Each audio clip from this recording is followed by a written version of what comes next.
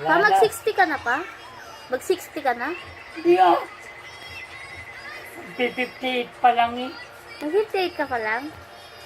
Senior ka na, di ba? Hindi ah. 57 pa lang ako. 57 ka pa lang? Ba't mukha ka ng 60 plus? Sorry.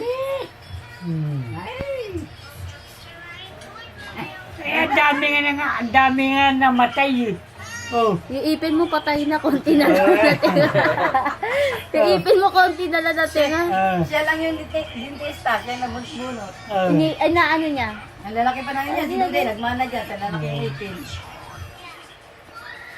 Lahat namatay na. Nasaan na? Mas bata pa sila. Huwag ka muna, wala kang birth certificate. Eh.